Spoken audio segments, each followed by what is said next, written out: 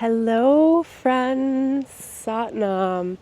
Stormie Calder here. I'm taking you guys on a walk with me, but ultimately, I want to talk a little bit about divine femininity and how to maintain and stay in your soft, sweet, feminine frequency. It's not always easy because we have a world that's very domineering and very challenging. But I think I just kind of got it. I got at least a big portion of it because something about me just completely relaxed in a new way. And because I found it to be so effective and I know what I did for my strategy, I've got some notes and I'm here to share it with you.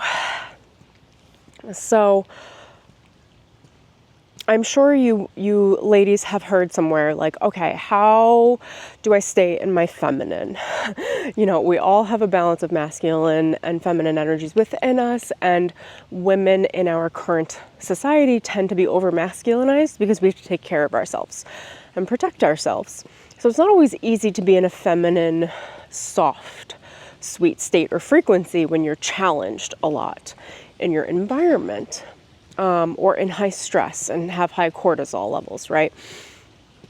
So I'm going to talk about this in relationship to people and what has really been working for me. So I do have a pretty strong balance between my masculine and feminine energies. And there were large periods of time where I'd wonder, how do I lock in where I can stay in my feminine energy even when I'm being challenged? Or even when it's inconvenient.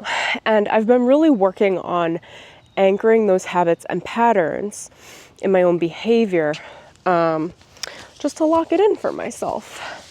And of course I know how to be my badass self. Of course I can go slay, and I'm happy to do that. But I also, dear God, I love being able to sit back in my feminine energy. I am not gonna lie.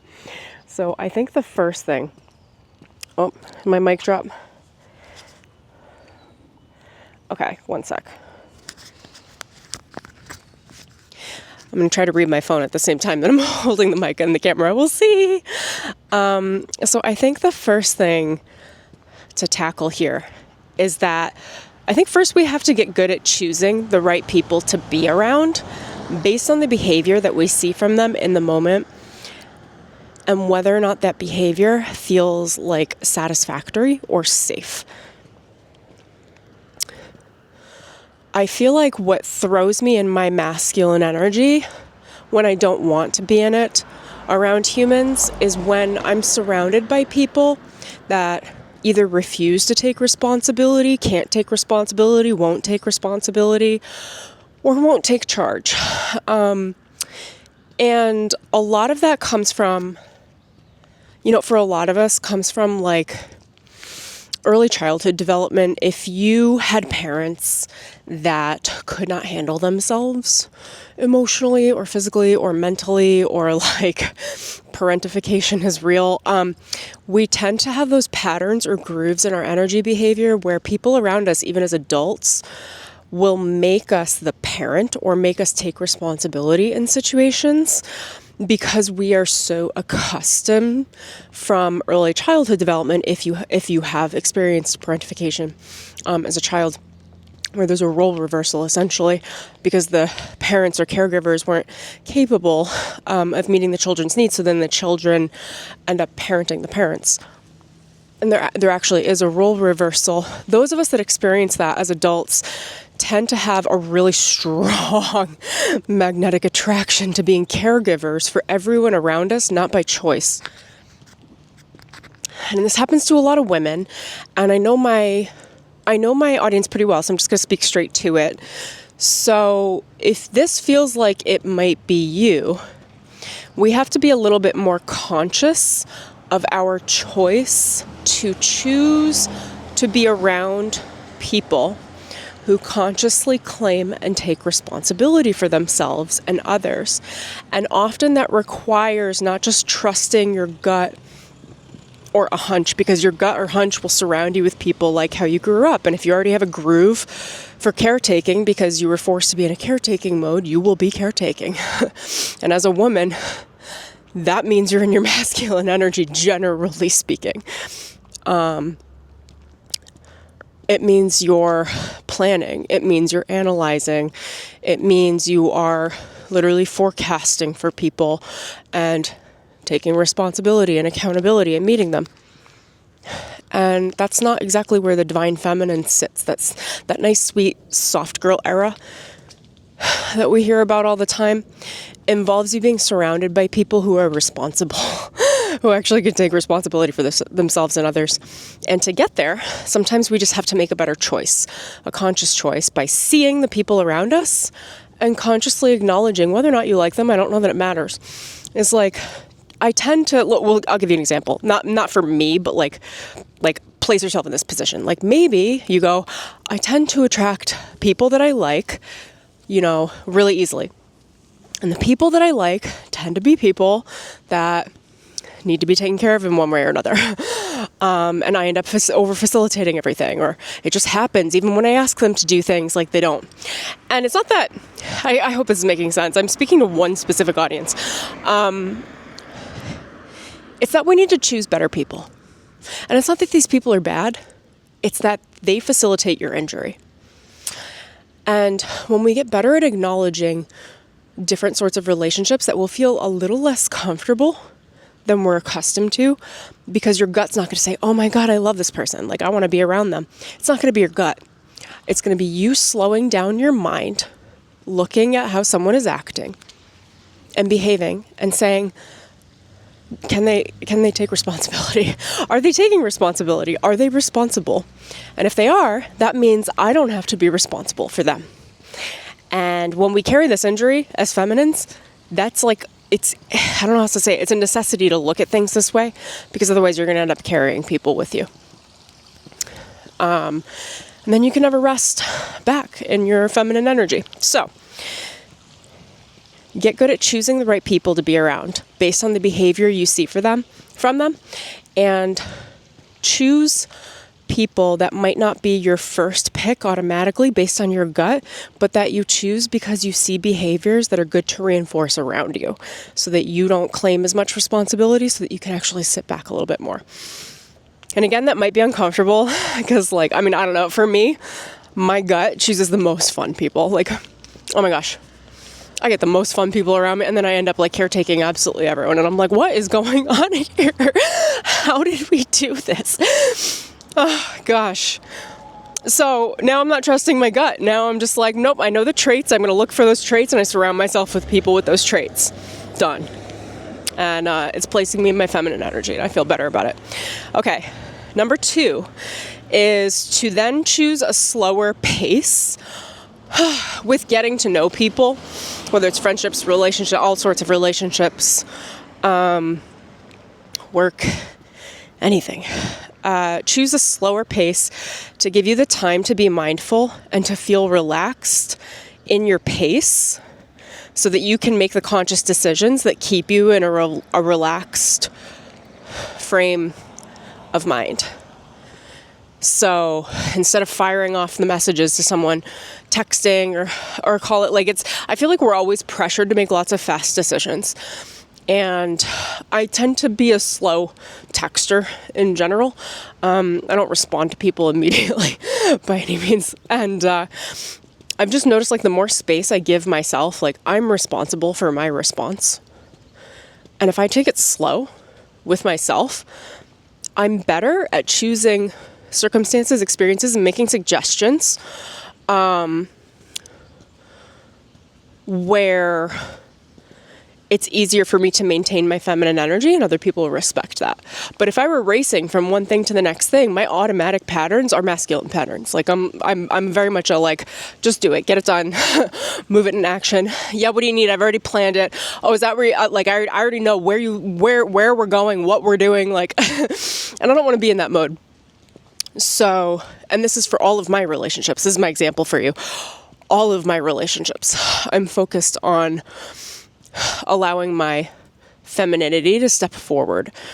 And again, just giving you an example so that you guys can reflect, you women can reflect on your own. If you are struggling with accessing more of your feminine energy, I wouldn't contain it to just one relationship. Like, I'm reprogramming it across every relationship, and any relationship that requires me to be in my typical dominant masculine energy, I'm just not engaging with, because I need to practice in order to reinforce and anchor these new behavioral patterns. And that's done through frequency, repetition, habit building, and time, and positive reinforcement from other people. So that's what I would recommend.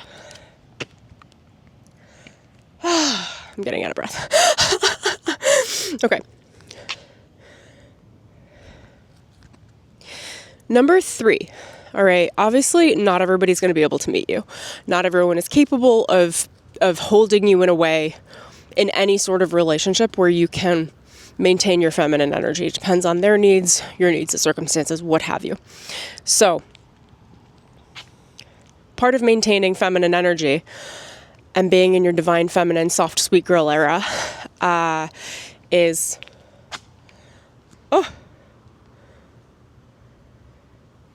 Hold on, I lost my note. It's allow yourself to be met. Like, give space to every situation and every relationship after you make requests, and you're sitting back a little bit more and allowing other people to make choices and decisions. Weigh in with your preferences. You can always steer kind of from the back seat. I'm used to steering from the front. I'm used to driving, right, in my consciousness. But I've been practicing, like, okay, like, allow somebody else to have the reins and trust that I chose the right way, that I consciously chose to have the right humans around me, and then just kind of observe how they handle it. And if there's something that I don't want to say that I don't like, because that's not what's happening. It's like, if I see something that I have a different preference, I just offer that I have a preference. Like, hey, I'd prefer this. And that's really important for divine feminines, is to express their preference. That is a divine feminine trait. That is a feminine energy trait, is to express your preference. It doesn't make you it doesn't make you take over the energy. It doesn't make you dominant. It just makes you feminine, and feminine expresses preference. So I'd rather this. Do you mind if we do this? How about this? And then toss it back to the other party and see how they handle responsibility. Or choices, or decisions. So allow yourself to be met. Give it the space so that you can actually be met. And when you are not met, allow yourself to walk away. I think that's where a lot of women struggle, is they try to cling to any relationships. This isn't for all of you guys, but a lot of you it's like you're either clinging to friendships, lovers, just people in your life where you're like, but I want them to meet me in this way. So you cling on to them, but then it keeps you in the patterns of behavior that you don't want to reinforce in yourself. And I mean, I'm a pro at detachment, so you guys will know that about me. But, part of unconditional, selfless love is meeting your own needs and allowing other people to have their preferences, which does not mean you go compromising to meet their needs if it's not what you want to do. All right. Part of unconditional love is being in the relaxed frame of mind where you say, I'm not going to make you do anything you don't want to do, which if I don't want to do that and you don't want to do that, then we're not going to align, which means I'm detaching. Like, I'm walking away from this. I'm not going to beg. I'm not going to scream. I'm not going to plead. I'm not going to stomp my feet. I'm not going to snap my fingers. I'm not going to try to convince you to do anything. I've been practicing this level of acceptance with people for years and years and years. But what people tend to do is beg, plead, like compromise, or I'll do this and then you have to do this for me later. And, it's just conditional. It's just super conditional. Nobody wants to be there. Nobody's happy about it. And somebody's going to hold it over somebody's head. At some point, it's going to blow up. The balloon's going to pop. And you're going to have a conflict or a blow-up fight. I would rather honor alignment. What's my alignment? What's your alignment? And if we match, then that's a match. And if we don't match, then the most unconditional loving thing is to walk away, to allow. It's to allow space.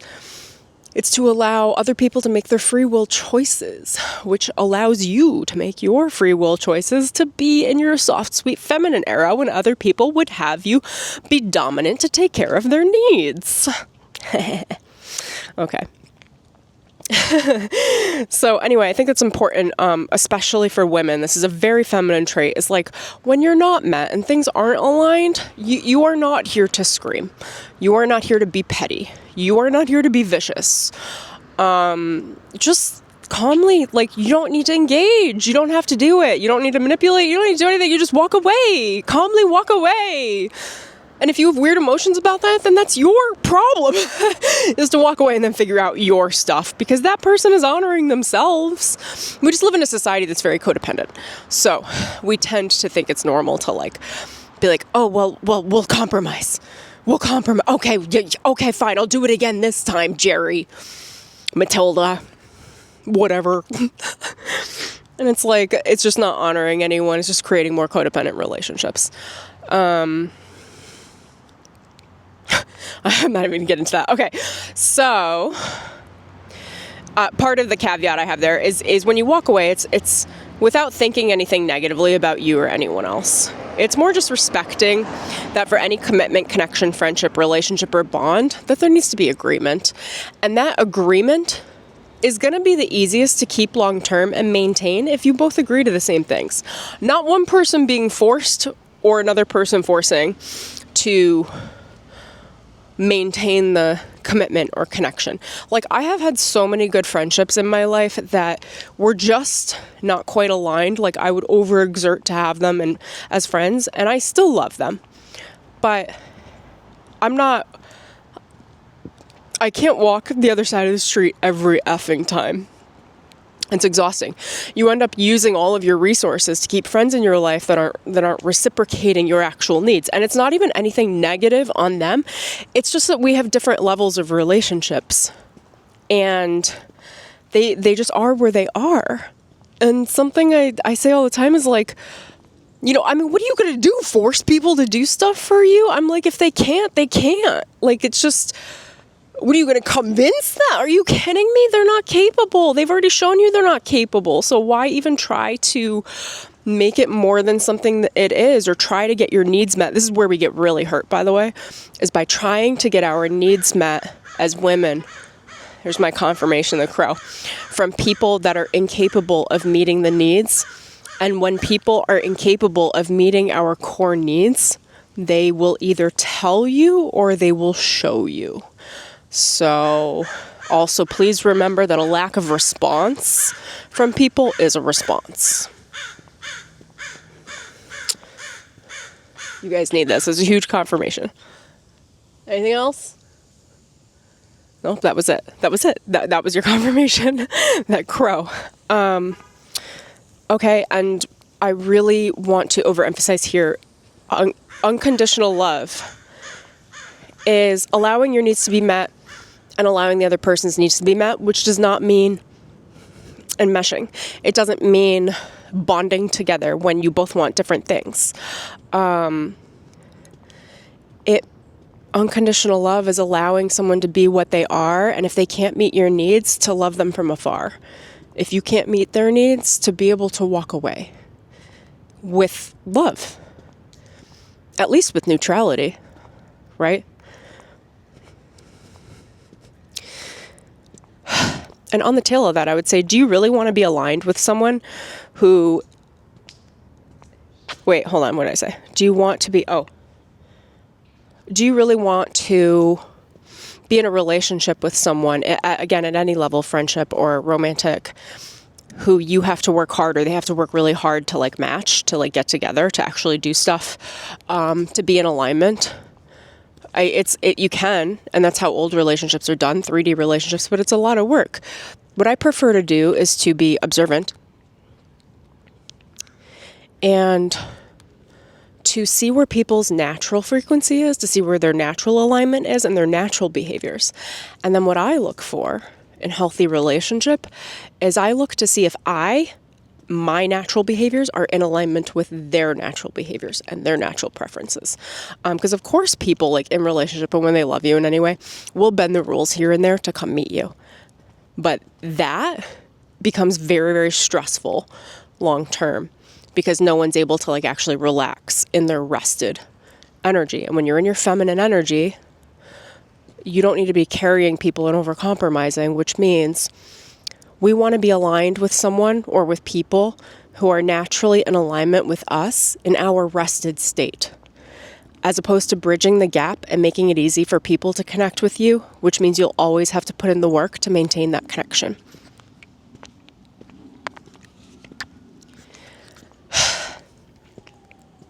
This video is precious to me because these lessons that I just shared with you have taken me probably 10 years of like very, very active work, releasing codependency, understanding my masculinity, working out all the predatory masculine traits out of my life, out of my environment, being able to protect myself. And then from that place of protection, feeling protected enough where I could rest in my soft, sweet feminine, opening it up, relaxing, and choosing the right people to be around where I don't have to overexert. And I'm very pleased. Very pleased. I feel very relaxed and very feminine. So I hope this helps you, sweethearts, my lovely divine feminines. If you have anything to say on this or anything that like resonated or anything that works for you, I would love to hear about it below. Anything that keeps you in like a soft, sweet feminine energy. I'd love to know. I'd love to know. Okay, let me know in the comments. Lots of love, like this video. Remember to subscribe if you're new. Tap the bell for notifications. And on the femininity aspect, I do have the source code is open for enrollment. It is my divine feminine enlightenment and ascension program. I publish masterclasses and videos. You guys get a real world look into my weekly ascension practice, and I answer your questions in there. We have a beautiful little group moving. It's really powerful, and it's really soft and very sweet. Meets your feminine energetic needs for ascension, which is understanding feminine energy and how it moves intuitively, which I kind of just naturally bake into the entire program. So that's what I've got for you guys. If you're interested, go check out the link in the description below. You can go ahead and enroll there. There's a month-to-month option and a 9-month enrollment option, and a payment plan where you can pay in full. And feel free to email me if you have any questions or if you're wondering if it's the program for you. And I will see you guys in the next video. Love ya.